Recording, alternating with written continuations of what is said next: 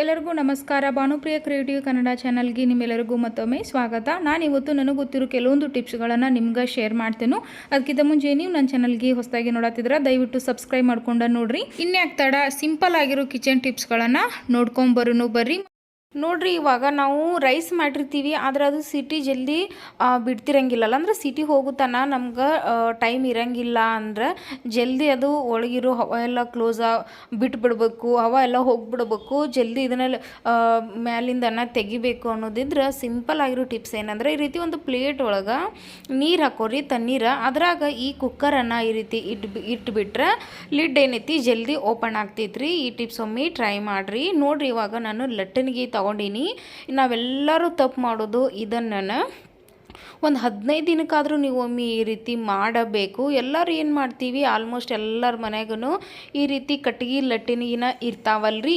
ನಾವೇನು ಮಾಡ್ತೀವಿ, ಲಟ್ಟಿಸ್ತೀವಿ, ಆಮೇಲೆ ವಿಮ್ ಜೆಲ್ಲೋ ಏನೋ ಹಚ್ಚಿ ತೊಳೆದು ಇಟ್ಬಿಡ್ತೀವಿ ರೀ. ಅಂದ್ರೆ ಅದ್ರ ಮ್ಯಾಲಿಂದ ಏನು ಇರ್ತೈತಲ್ಲ, ಲಟ್ಸುವಾಗ ಈ ಲಟ್ಟಣಿಗೆ ಏನು ಆಯಿಲ್ ಹತ್ತಿರ್ತೈತಲ್ರಿ, ಅದು ಮಾತ್ರ ಹೋಗಿರ್ತೈತಿ. ಅಂದ್ರೆ ನಾವು ತಿಕ್ಕುವಾಗ ನೋಡ್ತಿರ್ಬೋದು. ಇವಾಗ ನಾನು ಅಲ್ಲಿ ವಿಡಿಯೋದಾಗ ತೋರ್ಸಾಕತ್ತೀನಲ್ಲ, ನಾ ಏನು ಎಕ್ಸ್ಟ್ರಾ ನಿಮಗೆ ತೋರಿಸೋ ಸಲುವಾಗಿ ಎಣ್ಣೆ ಹಚ್ಚಿಲ್ಲ, ಏನೂ ಇಲ್ಲ. ನಾನು ಹಿಂಗೆ 15 ದಿನಕ್ಕೊಮ್ಮಿನ ಈ ರೀತಿ ಚಲೋ ತಂಗಿ ಪೂರಾ ಅದರೊಳಗಿರೋ ಎಣ್ಣೆ ಅಂಶ ಏನಿರ್ತೈತಿಲ್ಲ ಎಲ್ಲ ಹೋಗುವಂಗೆ ಈ ರೀತಿ ಸುಟ್ಟು ಬಿಡ್ತೀನಿ ನಾನು.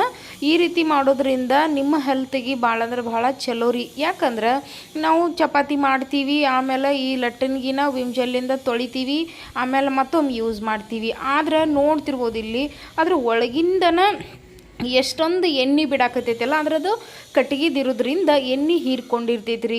ನಾವು ಇದನ್ನು ಹಿಂಗೆ ನಾವು ಮಾಡೋದ್ರಿಂದ ಮಕ್ಕಳಿಗೂ ಭಾಳ ಹೆಲ್ತ್ ಪ್ರಾಬ್ಲಮ್ ಬರ್ತೈತಿ. ನಾವು ಅದು ಎಣ್ಣೆ ಜಿಡ್ಡು ಹಂಗೆ ಉಳಿದು ಬಿಟ್ಟಿರ್ತೈತಲ್ಲ ಭಾಳ ದಿನಗಟ್ಲೆ, ಅದನ್ನು ಯೂಸ್ ಮಾಡೋದ್ರಿಂದ ನಮ್ಮ ಹೆಲ್ತ್ಗೂ ಪ್ರಾಬ್ಲಮ್. ನೋಡ್ರಿ, ಇವಾಗ ಇಷ್ಟೆಲ್ಲ ಆದಮೇಲೆ ಲಾಸ್ಟಿಗೆ ಇದನ್ನು ಏನೈತಿ ಮತ್ತು ವಿಮ್ ಜೆಲ್ ಹಚ್ಚಿ ಒಂದು ಸಾರಿ ಕ್ಲೀನ್ ಮಾಡ್ಕೊಂಬಿಡ್ರಿ. ಈ ರೀತಿ 15 ದಿನಕ್ಕೆ ಒಂದು ಸಾರಿ ಆದರೂ ನೀವು ಮಾಡಬೇಕು. ರೆಗ್ಯುಲರಾಗಿ ವಿಮ್ ಜೆಲ್ ಹಚ್ಚಿ ಕ್ಲೀನ್ ಮಾಡಿರಿ. ಆದರೆ ಈ ರೀತಿ ಗ್ಯಾಸ್ ಮೇಲೆ ಇಟ್ಟು ಅದ್ರ ಒಳಗಿರೋ ಪೂರಾ ಎಣ್ಣೆನ ತೆಗೆದು 15 ದಿನಕ್ಕೆ ಒಂದು ಸಾರಿ ಆದರೂ ಈ ಟಿಪ್ಸನ್ನು ಟ್ರೈ ಮಾಡಿರಿ.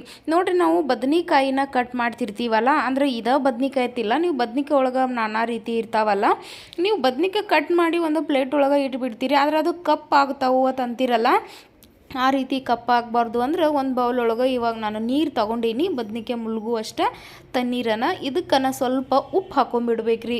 ಈ ರೀತಿ ಉಪ್ಪು ಉಪ್ಪು ಈ ರೀತಿ ಕರ್ಗಿದ ಮೇಲೆ ಈ ಬದ್ನಿಕಾಯನ್ನ ಕಟ್ ಮಾಡಿ ಇದ್ರ ಹಾಕೊಂಡ್ಬಿಟ್ರಿ ಅಂದ್ರೆ ನೀವು ಒಂದು ತಾಸು ಹಂಗೆ ಇಡ್ರಿ. ಅಂದ್ರೆ ಉಳ್ಳಾಗಡ್ಡಿ ಆಗಿರ್ಬೋದು, ಉಳಿದೆಲ್ಲ ಒಗ್ಗರ್ನಿಗೆ ಏನೇನು ಬೇಕಲ್ಲ ಅದನ್ನೆಲ್ಲ ಕಟ್ ಮಾಡೋ ತನಕ ಈ ಬದ್ನಿಕಾಯಿ ಕಪ್ ಆಗಂಗಿಲ್ಲ. ನೋಡ್ತಿರ್ಬೋದು. ಮತ್ತು ಇನ್ನೊಬ್ರು ಏನು ಮಾಡ್ತಾರಂದ್ರೆ ಒಂದು ಸ್ವಲ್ಪ ಈ ರೀತಿ ನಾನು ತೋರಿಸಿನಲ್ರಿ ಇಲ್ಲಿ, ಆ ರೀತಿ ಒಳಗೆ ಒಂದು ಸ್ವಲ್ಪ ಕಪ್ಪಾಗಿತ್ತಂದ್ರೆ ಅದು ಕೆಟ್ಟೈತಿ, ಭಾಳ ಬೀಜ ಆಗೈತಿ, ಹಂಗೆ ಹಿಂಗೆ ಬದ್ನಿಕಾಯಿ ಒಗೆದು ಬಿಡ್ತಾರೆ ರೀ. ನಿಜವಾಗ್ಲೂ ಇಲ್ಲ, ಫ್ರಿಜ್ ಒಳಗೆ ಇಡೋದ್ರಿಂದ ಅದರೊಳಗಿರೋ ಬೀಜ ಆ ರೀತಿ ಕಪ್ಪಾಗಿರ್ತಾವೆ ಅಷ್ಟೇ. ಅದು ಬಿಟ್ಟರೆ ಅದಕ್ಕೆ ಬದ್ನಿಕಾಯಿ ಏನೂ ಕೆಟ್ಟಿರಂಗಿಲ್ಲ. ಮತ್ತು ಈ ಹೋಳನ್ನು ನೀವು ನೀರು ಹಾಕಿ ಕುದ್ಸೋಕೆ ಇಷ್ಟ ಇಲ್ಲ, ಬರೀ ಎಣ್ಣೆ ಒಳಗೆ ಈ ಹೋಳು ಜಲ್ದಿ ಫ್ರೈ ಆಗಬೇಕು ಅಂದ್ರೆ ಆದಷ್ಟು ಬದ್ನಿಕಾಯಿ ಪೀಸನ್ನು ಸಣ್ಣದಾಗಿ ಕಟ್ ಮಾಡಿರಿ, ಜಲ್ದಿನ ಇದು ಕುದಿತೈತ್ರಿ. ಮತ್ತು ನೋಡ್ರಿ, ಇವಾಗ ನಾನು ಇದು ಜೋಳದ ಹಿಟ್ಟನ್ನು ಈ ರೀತಿ ಚಾನ್ಸಾಕತ್ತಿದ್ನಿ. ಈ ರೀತಿ ಚಾನ್ಸುವಾಗ ನಾವು ಏನು ಮಾಡ್ತೀವಿ, ಜೋಳದ ಹಿಟ್ಟಾಗಿರ್ಬೋದು, ಗೋಧಿ ಹಿಟ್ಟಾಗಿರ್ಬೋದು, ಚಾನ್ಸುವಾಗ ಈ ರೀತಿ ಜರಡಿಯಿಂದ ಈ ಅಲ್ಲಾಡ್ಸಾನ ಅದು ಎಲ್ಲ ಕಡೆ ಬಿದ್ದು ಬಿಡ್ತೈತಲ್ಲ. ಈ ರೀತಿ ಅಂದ್ರೆ ಗ್ಯಾಸ್ ಕಟ್ಟಿ ತುಂಬೆಲ್ಲ ಆಗ್ತೈತಿ ರೀ. ಆ ರೀತಿ ಆಗಬಾರ್ದು ಅಂದ್ರೆ ನೋಡ್ರಿ, ಅದನ್ನು ಬಳ್ದು ಇನ್ನೊಮ್ಮೆ ತೋರ್ಸಾತೀನಿ. ಇದು ಜರಡಿ ಇಟ್ಕೊಂಡೇನಿ.